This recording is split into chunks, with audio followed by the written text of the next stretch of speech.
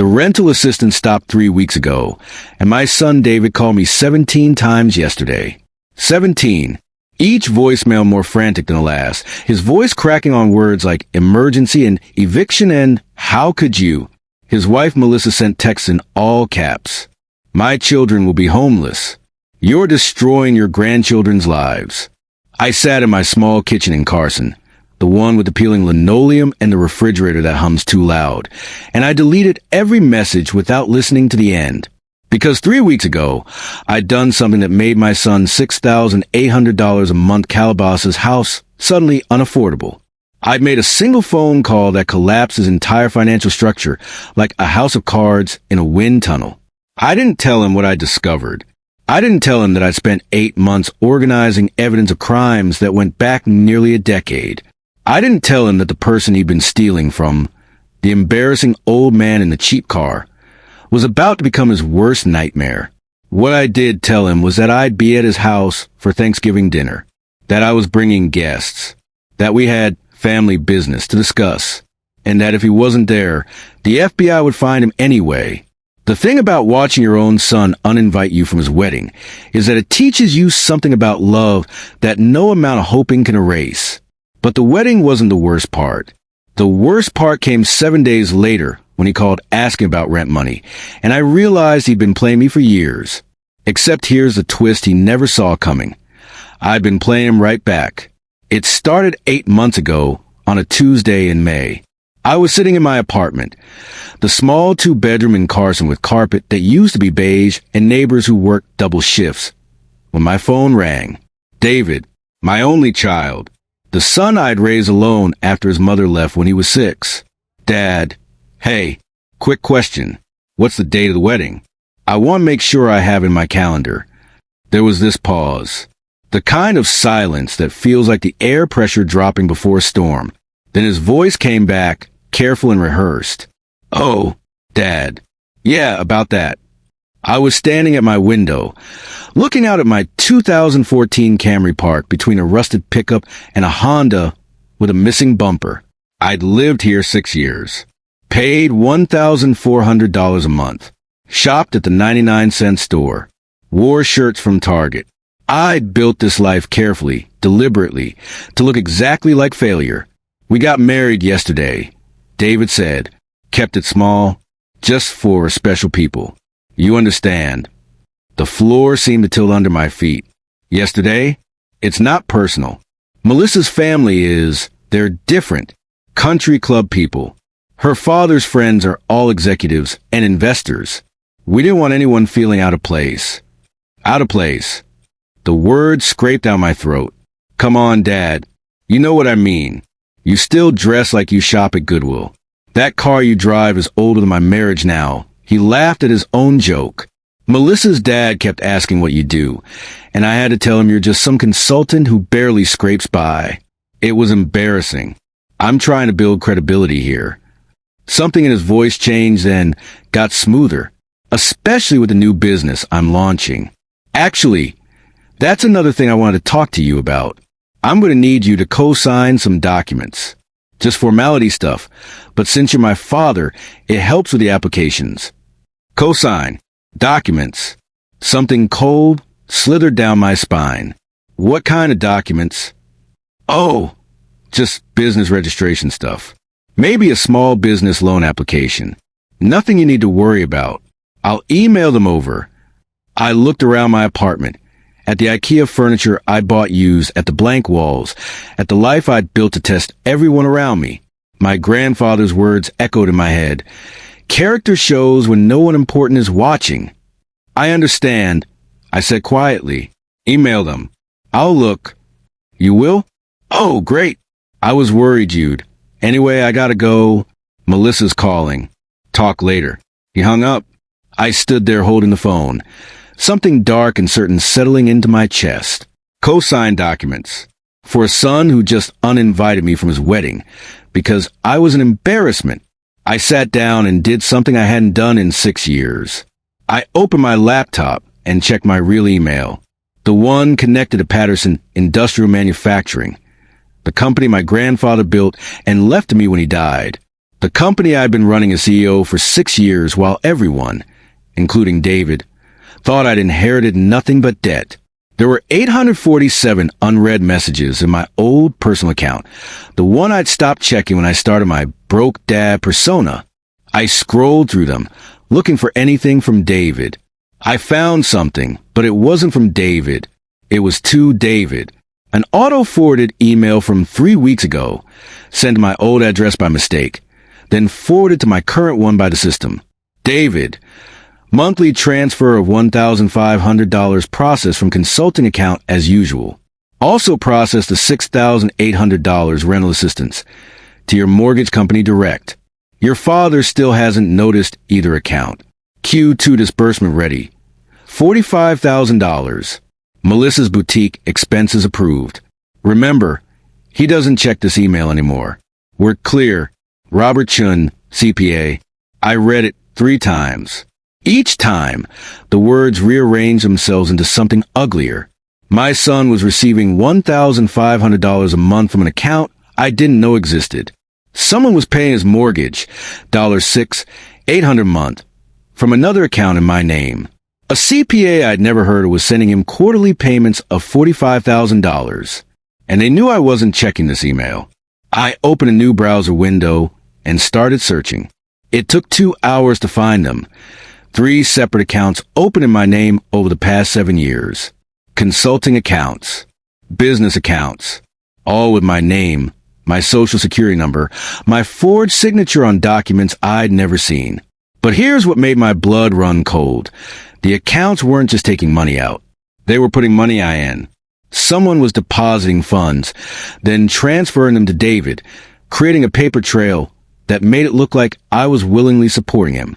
If anyone investigated, it would look like a father helping his son. Except I'd never authorized a single transfer. I called my attorney, Marcus Webb, at 11 p.m. He was the only person outside my company who knew the truth about my finances. Marcus, I need you at my office tomorrow morning, 6 a.m., and bring a forensic accountant you trust completely. Richard, what's wrong? My son has been robbing me for years, and I think he's setting me up to take the fall for something. The next morning, Marcus arrived with a woman named Diana Park. She had sharp eyes and carried 3 laptops. I showed them everything, the email, the accounts, the forged signatures. Diana's fingers flew across her keyboard. These accounts are sophisticated. Whoever set this up knew what they were doing.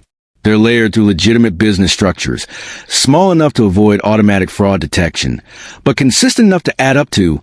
She stopped, her eyes widening. Richard, over 7 years, this is approximately $1.8 million. The number hit me like a physical blow. Nearly $2 million. But that's not the concerning part, Diana continued. She pulled up another screen. These deposits into the accounts? They're coming from your company's subsidiary accounts. Whoever set this up has internal access to your corporate structure. They're not just stealing from you personally. They're embezzling from your business. Marcus leaned forward. Can you trace who set up the accounts? Diana typed for several minutes. Then she went very still. The primary signatory on all 3 accounts is David Patterson, but there are 2 additional authorized users. She turned the screen toward us. Melissa Patterson and Angela Morrison. Angela, my niece, my brother's daughter. The girl I'd helped put through college. Angela works in escrow. I said slowly. She handles property documents. Then she'd know how to forge signatures, file papers, make everything look legitimate. Marcus said, Richard, this isn't just theft. This is an organized conspiracy. I sat back in my chair. My son, my daughter-in-law, my niece, all of them working together, systematically draining my assets for 7 years. There's more, Diana said quietly. She pulled up another file. I found a shadow estate plan, forged documents that make David your executor and sole beneficiary. If you died, everything would transfer to him automatically. Your company, your properties, all of it. The estimated value is approximately $55 million. The room seemed to tilt. They're planning for me to die. Or they're planning to wait until you do, Marcus said carefully. But there's something else you should know. These forged estate documents, they were filed with the county recorder's office 6 months ago. They're on the official record. If something happened to you tomorrow, these would be the documents that governed your estate. My hands were shaking. 6 months ago. Long before the wedding. Long before I discovered any of this. They'd been positioning themselves to inherit everything, and I'd had no idea. What do you want to do? Marcus asked. I thought about my grandfather. About the letter he'd left me. The one I'd read so many times the paper had gone soft. Character shows when no one important is watching. Live, simply, test authentically. I'd been testing for 6 years. Now I had my answer. I want to know everything, I said. Every transaction, every forged document, every lie. And I want proof that would stand up in federal court. Diana nodded slowly. That's gonna take time. How much time? 4 to 6 months if we're thorough. Then we have until Thanksgiving, I said, because that's when I'm going to end this. 1 week after I discovered the theft, my phone rang at 7 in the morning. David, Dad, hey, listen, I need to talk to you about something. I was already at my office, my real office on the 17th floor of the building where my company occupied 3 floors. Outside my window, downtown LA was just waking up. I put David on speaker and gestured for Marcus to stay quiet. What is it? So, you know how rent is due on the 1st? Well, it's the 3rd and I'm in a bind. Did you transfer the money? I blinked slowly. This was it. The moment where he'd reveal how much he'd been lying. Transfer what money? The rent money. The $1,500 you send every month? It's not in my account. David, I've never sent you $1,500 a month. There was a long pause. Yes, you have. Since I moved into this place 3 years ago. Every single month. That wasn't me. His voice changed, got sharper, more desperate. What do you mean that wasn't you? I've been getting transfers from your consulting account for 3 years. Same day every month. If it's not you, then who the hell is it? And there it was. He just admitted he knew about the consulting account. The account he'd set up. The account with my forged signature. I don't know what you're talking about. I said calmly, I don't have a consulting account. Dad, this isn't funny. My landlord is already on my ass.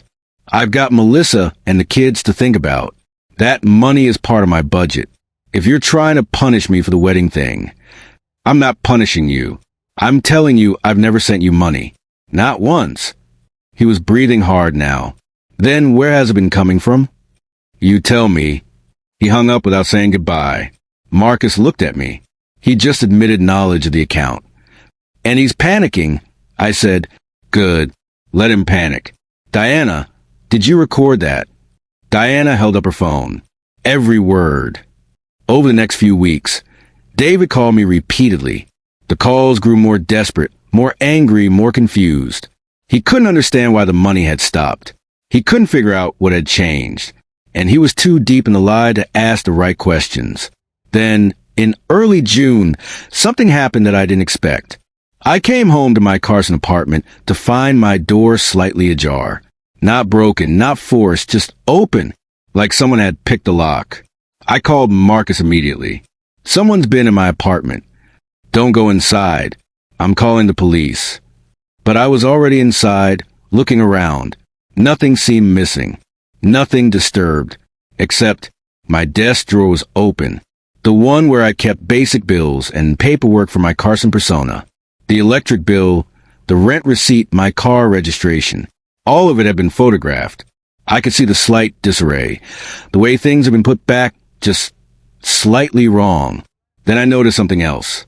A tiny device about the size of a USB drive, stuck to the back of my bookshelf. A listening device. Someone had bugged my apartment. I didn't touch it. I called Marcus back. They're listening. Someone planted a bug. Who knows where you really live? Only David.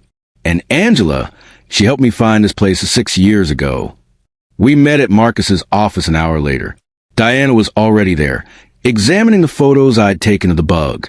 This is high-end surveillance, she said. Not something you buy at a spy shop.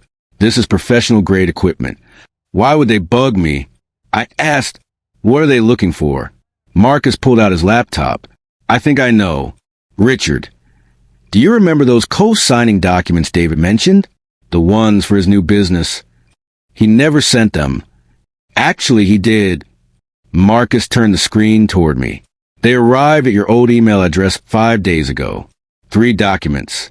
A business loan application, a commercial lease guarantee, and a personal guarantee for a $500,000 line of credit. My stomach dropped.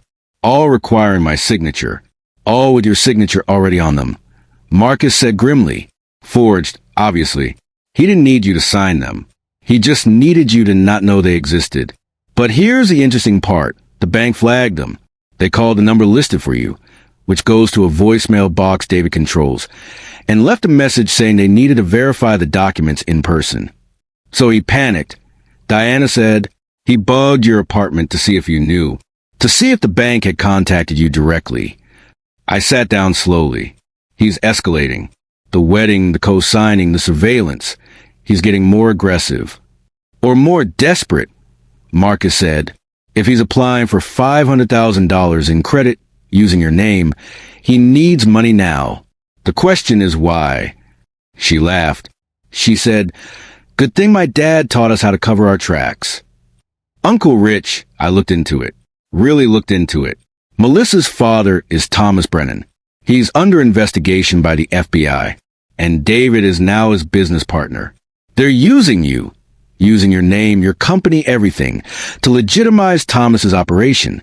If it all comes crashing down, you're the one who goes to prison, not them. I know, I said quietly. Angela's eyes went wide. You know, I've known for months. I've been building case. Oh my God. She put her head in her hands.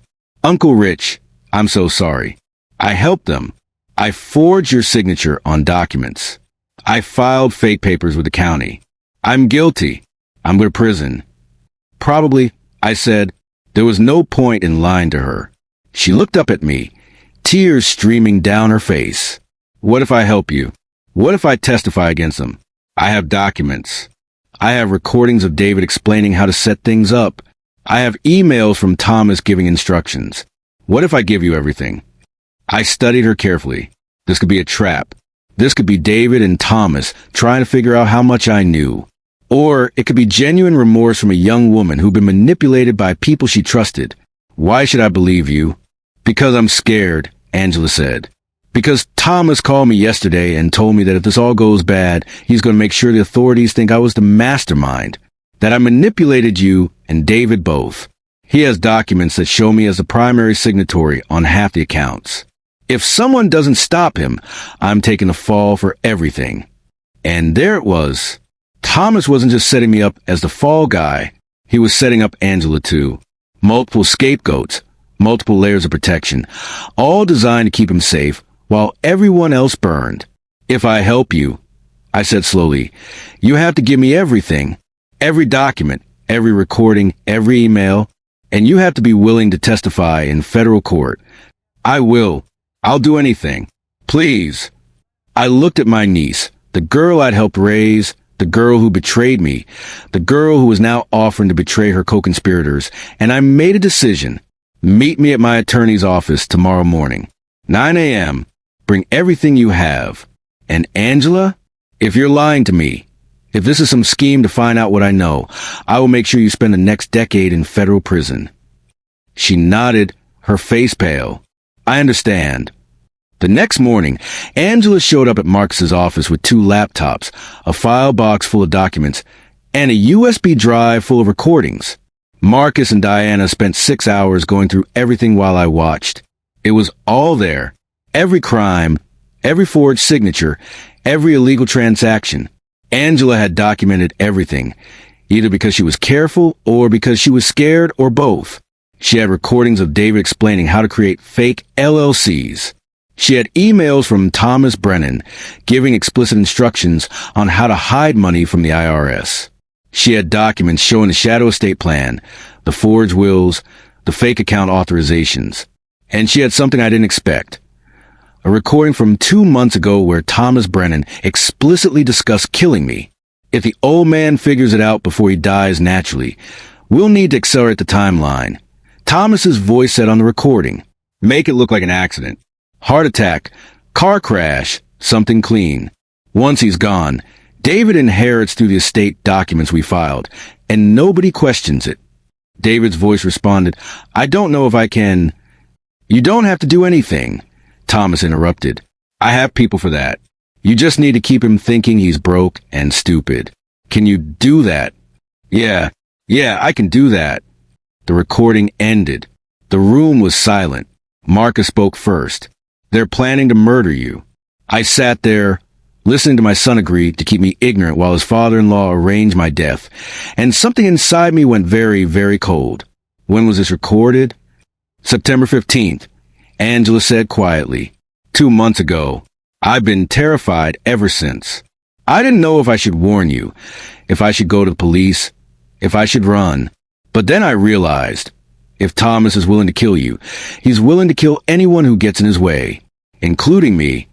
Diana was already on her phone. We need to call the FBI. Now, this is beyond fraud. This is conspiracy to commit murder. No, I said.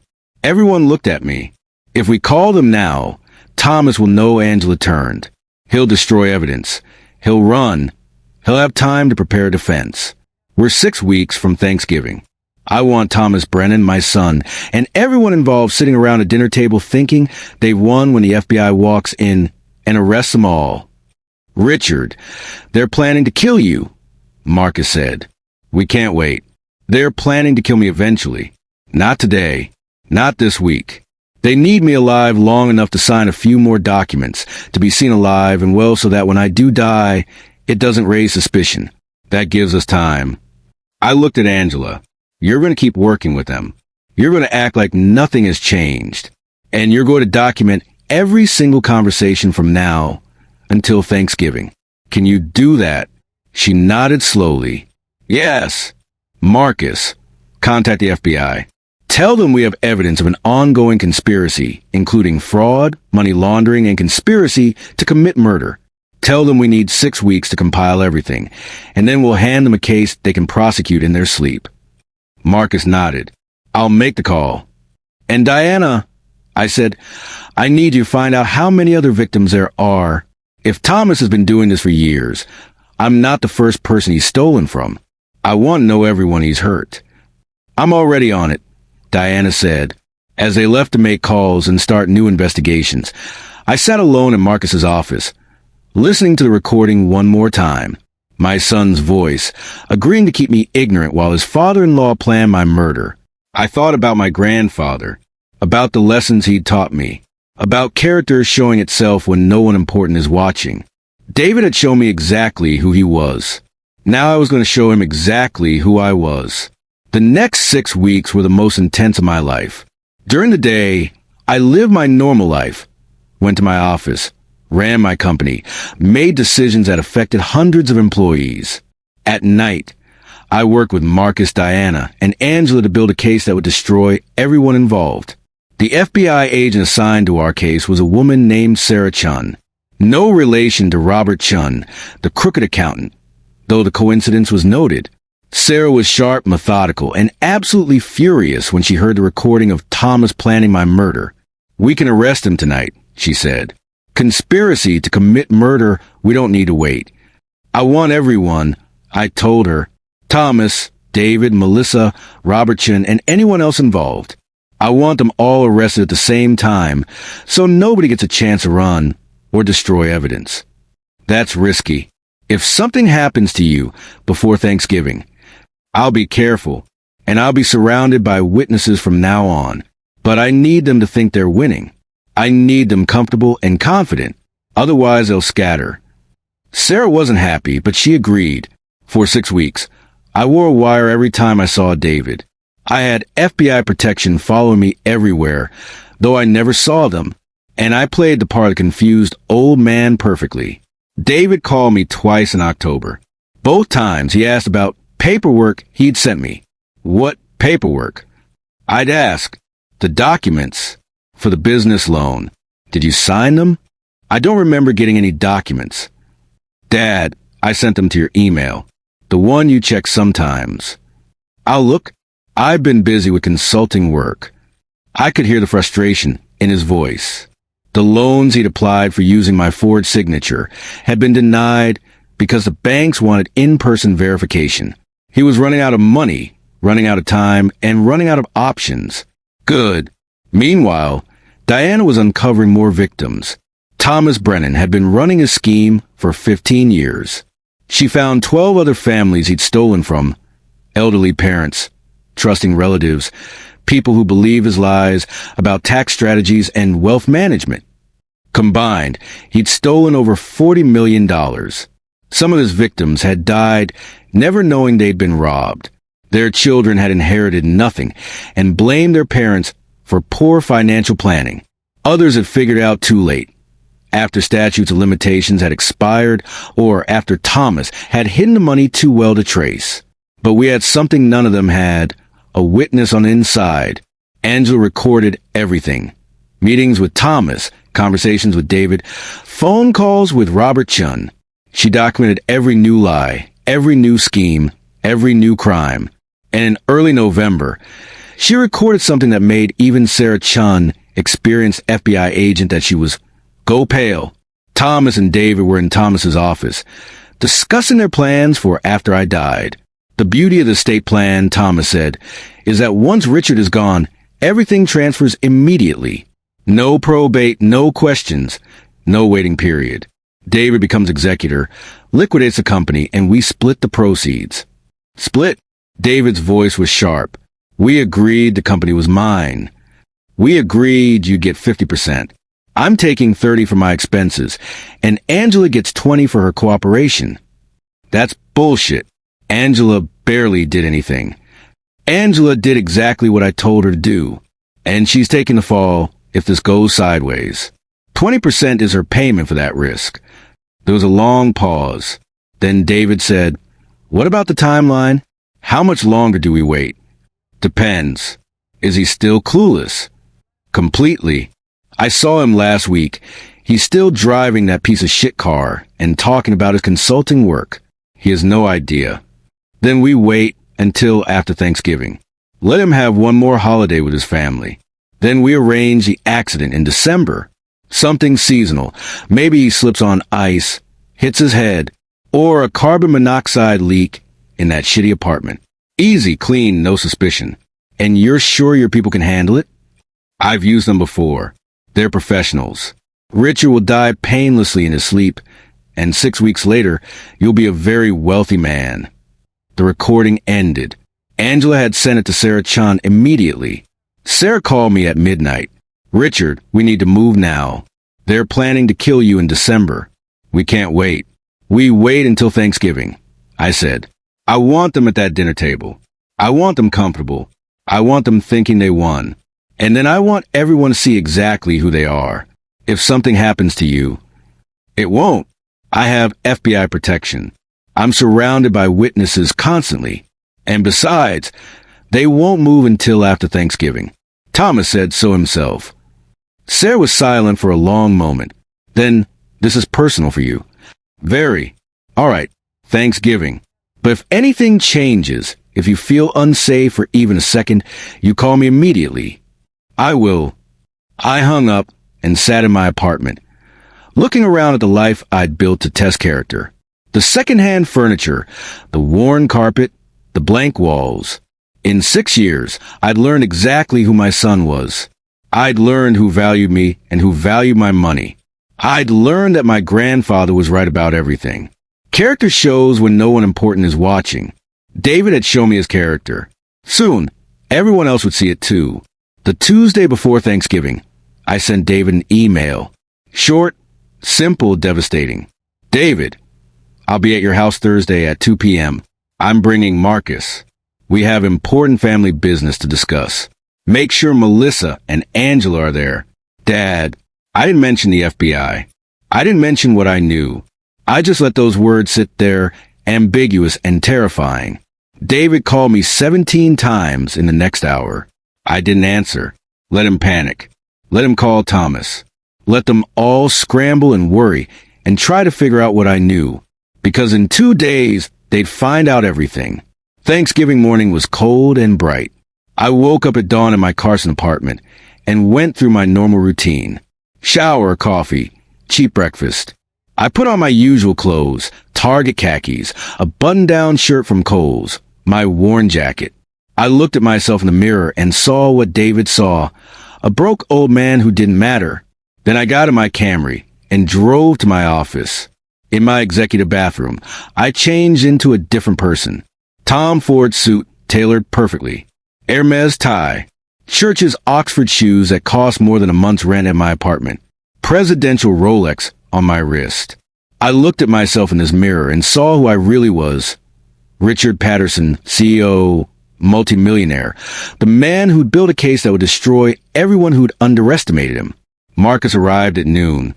He had his briefcase full of evidence and his game face on. Agent Sarah Chin arrived 20 minutes later with 3 other FBI agents. They were dressed casually, ready to blend in as family friends until the moment they revealed themselves. Everyone ready? Sarah asked. I picked up one document from Marcus's briefcase. My tax return from last year. Adjusted gross income, $847,000. I was going to start with this. Show them who I really was. Then destroy them with what they'd really done. I'm ready, I said. We drove in a convoy. My Camry in front, Marcus's BMW behind me, an unmarked FBI vehicle at the rear. 45 minutes later, we pulled up to David's house in Calabasas. The house looked perfect. Landscaping immaculate, decorations tasteful, 3 expensive cars in the driveway. The house that my stolen money had helped buy. The life built on lies. I parked and sat for a moment, breathing. This was it. The moment I'd been building toward for 8 months. The moment when everything came crashing down. Marcus got out of his car and walked over to mine. You okay? Yeah, let's go. Sarah and her agent stayed in their vehicle for now. They'd come in once I'd started the confrontation. Once everyone was locked in place and couldn't run. David answered the door. He looked terrible, pale, unshaven, his eyes red from lack of sleep. When he saw Marcus behind me, something flickered across his face. Fear, recognition, the dawning understanding that this was bad. Dad, Marcus, you're early. Are Melissa and Angela here? Yeah, there. Everyone's in the living room. Dad, what's this about? I walked past him without answering. Through the foyer, into the living room with its expensive furniture and its view of the pool. Melissa was on the couch, wine glass in hand, trying to look casual and failing. Angela was in a chair by the window, her face carefully neutral. And sitting in the leather armchair like he owned the place was Thomas Brennan. I stopped. I didn't invite you. Thomas smiled. It was a smile of a man who thought he'd already won.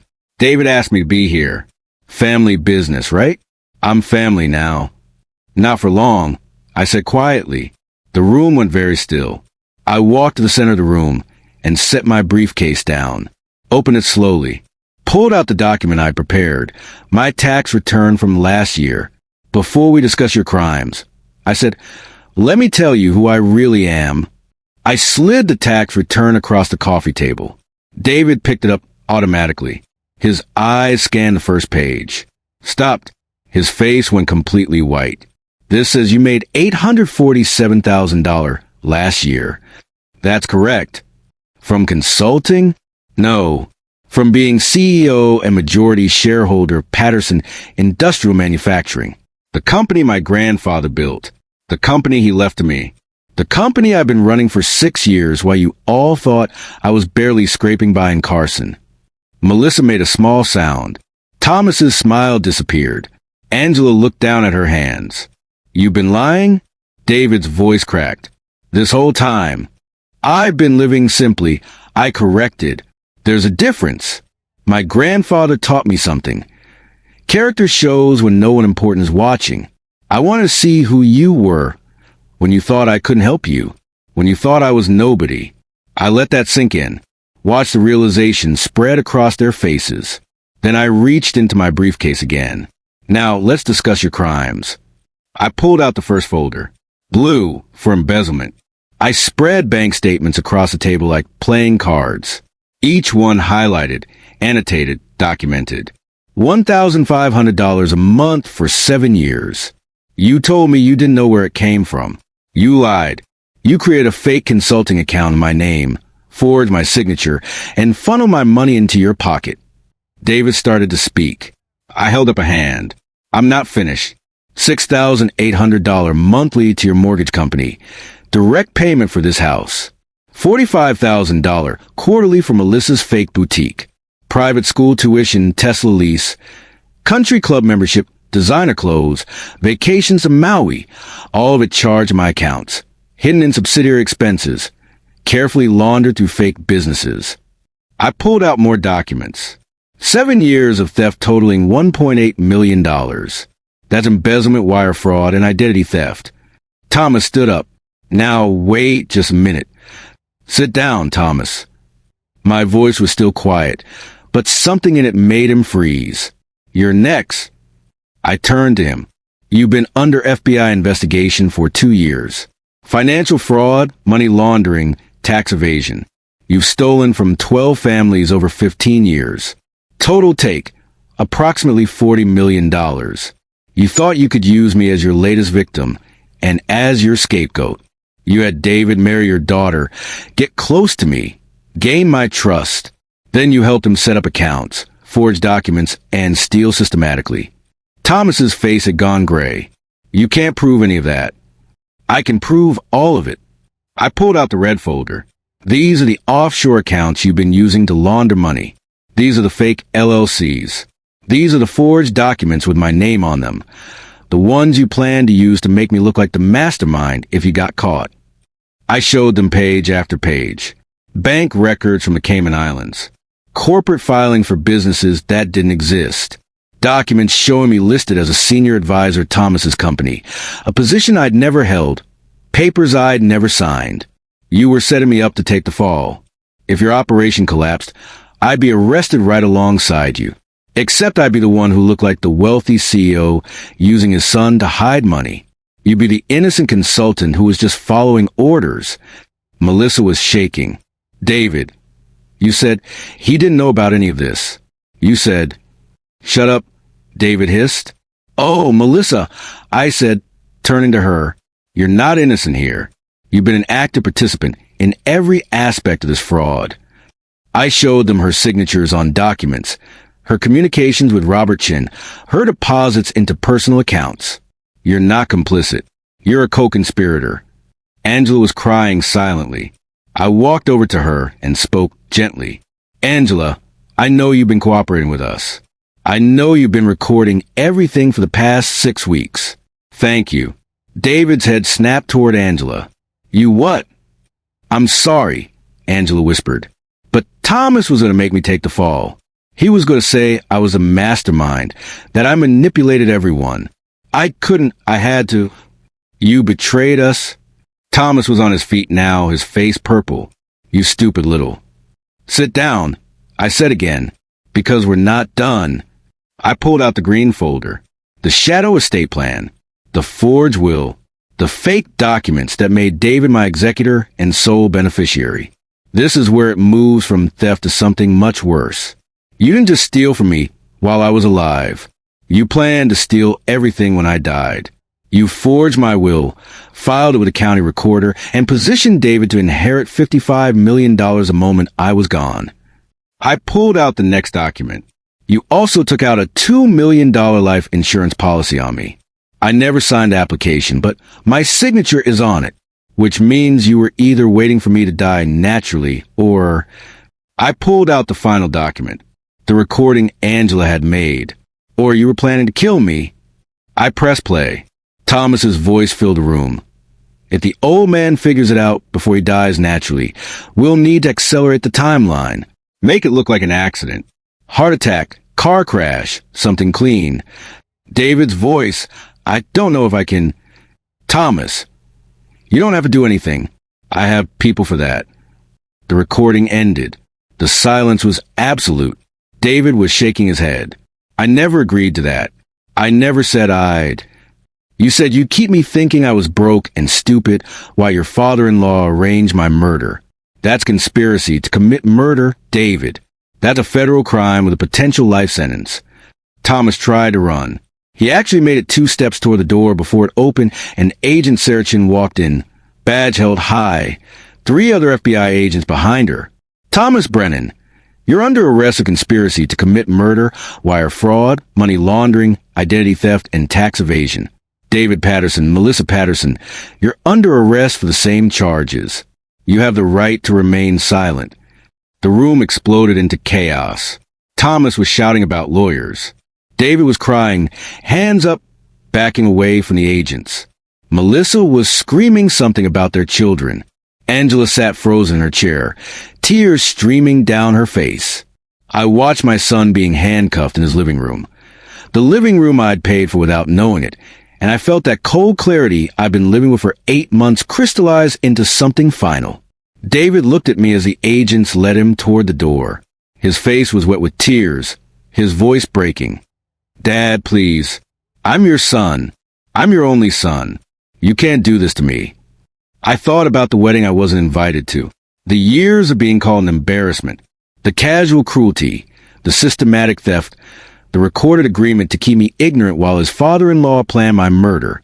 You did this to yourself, I said. The moment you decided your father was too stupid and too poor to matter. The moment you chose money over character. My grandfather taught me that character shows when no one important is watching. You show me exactly who you are, David. I just made sure everyone else could see it too. But I'm your son. That's the question you should have asked yourself 7 years ago. The agents let him out, through the windows. I could see neighbors gathering, phones out, recording everything. The country club life David had built was collapsing in real time, and everyone was watching. Thomas was still shouting as they put him in the FBI vehicle. You'll never make this stick. I have lawyers. I have connections. You think you can touch me? I'll bury you. Sarah Chin leaned down and said something I couldn't hear. Thomas went quiet, his face draining of color. Later, Sarah told me what she'd said. We have recordings of you planning murder. We have 12 victims ready to testify. We have 15 years of financial records. And we have a witness who documented everything you've done for the past 6 weeks. You're not burying anyone. You're in a federal prison for the rest of your life. Melissa was the last one out. As they led her to the car, she turned back and looked at me. What about my children? What about your grandchildren? They'll be placed with family who actually cares about them, I said. People who understand the difference between love and theft. Maybe they'll grow up better than their parents did. The FBI vehicles drove away. The neighbors slowly dispersed. Marcus and Angela and I stood in David's living room, surrounded by the wreckage of the life he'd built on stolen money. What happens now? Angela asked quietly. You'll testify, I said. You'll face charges for your part in this. But Sarah said because you cooperated, because you provided crucial evidence, you'll probably get probation and community service rather than prison time. She nodded, tears still falling. I'm sorry, Uncle Rich, for all of it. I know, I said, and I did know. Angela had made terrible choices, but she'd also had the courage to stop, to turn, to help bring down people who were planning murder. That counted for something. Marcus and I drove back to my office in silence. As we pulled into the parking garage, he finally spoke. How do you feel? Tired, I said. Empty. Relieved. Sad. All of it. That's normal. Is it? I just had my son arrested. I destroyed my family. You stopped criminals, Marcus interrupted. David chose to steal from you. Thomas chose to plan your murder. Melissa chose to participate. You didn't make those choices. They did. You just made sure there were consequences. I sat in my car for a long time after Marcus left. Then I drove back to my apartment in Carson, changed out of my Tom Ford suit into my Target clothes, made a cup of tea in my small kitchen, sat on my second-hand couch, and tried to process everything that had happened. My phone rang. Sarah Chun, wanted to update you, she said. We executed search warrants on Thomas's office and home, found documents connecting him to 14 other potential victims, and evidence of 3 other planned murders. Richard, you didn't just save yourself. You saved other people's lives. That's good, I said numbly. We also found evidence that David was planning to accelerate the timeline. He'd scheduled a meeting with one of Thomas's people for next week. If we'd waited any longer... I know. Sarah was quiet for a moment. You did the right thing. After she hung up, I sat alone in the gathering darkness and thought about my grandfather, about his letter, about his lessons, about the life he'd built on character and integrity. Character shows when no one important is watching. I'd tested and I'd learned the truth. The cost of that truth was nearly everything I thought I had. My son, my family, my belief that love could overcome anything. But I'd also gained something, certainty. I knew exactly who people were now. No more doubts. No more hoping. No more wondering if I was being too suspicious or too harsh. I knew, and that knowledge, painful as it was worth more than any amount of stolen money or false family connection. 6 months later, I sat in a federal courtroom and watched the sentences being delivered. Thomas Brennan, 35 years for conspiracy to commit murder, wire fraud, money laundering, tax evasion, and racketeering. At 67 years old, it was effectively a life sentence. David, 15 years for conspiracy, fraud, and identity theft. The judge had been particularly harsh, noting that David had betrayed not just his father, but his position of trust as a family member. Melissa, 12 years for a role as an active participant in the fraud and money laundering operation. Robertson, 18 years for his role as the architect of financial schemes and for his involvement with multiple victims. Angela, 3 years probation, 2,000 hours community service, and permanent bar from working in financial services or real estate. She testified against everyone, provided crucial evidence, and showed genuine remorse. The judge had been lenient. During David's sentencing, the judge said something that stayed with me. Mr. Patterson, you didn't just steal money. You stole years of honest relationship with your father. You stole his trust, his peace of mind, his ability to believe in family. You were planning to steal his life. These crimes reveal a profound moral bankruptcy that I believe exceeds even financial crimes you've committed. The sentence I'm imposing reflects not just what you did, but who you chose to become. All their assets were seized and sold. The house in Calabasas went to auction. I didn't bid on it. Someone else bought it. A young family with 3 kids. I hope they fill it with love instead of lies. The money they'd stolen was returned to me with interest. I didn't need it. My company continued to thrive, and I had more than enough, so I did something else with it. I started a foundation called the Patterson Character Trust. It helps families dealing with financial elder abuse, provides legal assistance for victims, and educates people about the signs of systematic theft by family members. Every year, we help dozens of families navigate the painful process of prosecuting the people who betrayed them. Turns out my story wasn't unique. Financial abuse by family members is shockingly common. Most victims never report it because they can't bear to destroy their families. But some do, and we help them. 3 months after sentencing, I received a letter from David. It came through Marcus, who'd asked if I wanted to read it. I almost said no. Then I thought about my grandfather and what he'd say about character and consequences and growth. I read it. The letter was 12 pages long. Handwritten messy, clearly written over multiple days. David wrote about the moment he decided to set up the first fake account, how he justified it as borrowing, because I'd eventually leave everything to him anyway. He wrote about how Thomas had mentored him, taught him, shown him how easy it was to steal from people who trusted you. He wrote about the gradual escalation, the way each crime made the next one easier, the way he'd stopped seeing me as his father and started seeing me as a resource to be exploited. And then he wrote about the recording, the one where Thomas planned my murder and David agreed to keep me ignorant. I told myself I'd never let it happen, he wrote. I told myself I'd warn you, stop it somehow. But I also never said no. I never stood up to Thomas. I never protected you. I let him plan your murder because some part of me wanted you gone. Not dead. I never wanted you dead, but gone. So I could have everything without having to look at you and remember what I'd done. He wrote about prison, about group therapy where he told his story and watched other inmates reconsider their own plans to steal from family.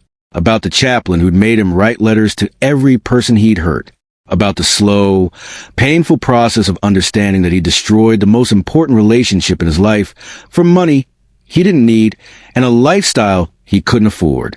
The last page was different, shorter, more direct. I'm not asking for forgiveness. I don't deserve it. I'm not asking to be in your life again. I gave up that right when I chose theft over family. I'm just saying I understand now what you were teaching me. Character shows when no one important is watching. I failed that test in every possible way. You didn't fail it. You lived it every day for 6 years, and I never noticed because I thought character was weakness. I was wrong about everything, Dad, and I'm sorry. I'm sorry I treated you like you didn't matter. I'm sorry I stole from you. I'm sorry I let Thomas plan your murder without fighting harder to stop it. I'm sorry I was such a coward and such a fool. You deserve better than the son you got. I hope someday I can become better than the man I was. Thank you for teaching me the most important lesson I'll ever learn, even though I had to lose everything to understand it. Your son, David. I read the letter twice. Then I folded it carefully and put it in the drawer with my grandfather's letter. 2 documents. 2 very different lessons about character. I didn't write back. Not yet. Maybe someday. Maybe after David had served his time and proven he'd really changed. Maybe after I'd healed enough to risk caring again. Or maybe never.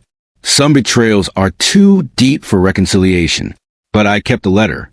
Because my grandfather also taught me something else. People can change. Not always. Not easily. Not without consequence.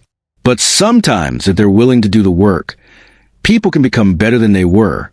I don't know if David will. Time will tell. Today, 1 year after Thanksgiving, I still live in my apartment in Carson. I still drive my Camry. I still dress like I shop at Goodwill. People at my company suggested I move to a nicer place, get a better car, live like a CEO. I declined. Because here's what I learned. Living simply wasn't just a test. It was a choice that revealed the truth about everything. About who valued me versus who valued my money. About what actually mattered versus what looked impressive. About character versus convenience. My grandfather was right. He lived in his modest house in Torrance for 40 years, wore Sears shirts, drove Fords, and never once needed to prove his worth to anyone. He died knowing exactly who his real friends were and who his family really was. He gave me the same gift, the gift of knowing. The cost was high. My son is in federal prison. My daughter-in-law is in prison. My niece is rebuilding her life under probation. My grandchildren are being raised by Melissa's sister, a woman I barely know. Thomas Brennan will die in prison. Robertson won't see freedom until he's elderly and broken. But I sleep well at night. I wake up knowing I'm surrounded by people who value me for who I am, not what I have. My company board knows the truth and respects me more for how I handled it. My employees whisper about the CEO who caught his own son stealing, with something like awe. My neighbors in Carson invite me to backyard barbecues and don't care that I'm a millionaire. I started dating someone. Her name is Patricia. She's a retired teacher who lives 2 buildings over. She has no idea how much money I have. And she doesn't care. We have coffee together on Sunday mornings and talk about books and politics and what's wrong with the world. She makes me laugh. She challenges my opinions. She treats me like I matter because of who I am, not what I can provide. That's what my grandfather was trying to teach me. Worth isn't measured in dollars. Character isn't proven by titles or houses or cars. Real value is in how you treat people when there's nothing to gain. Real character is what you do when you think no one important is watching. David treated me like garbage when he thought I was poor.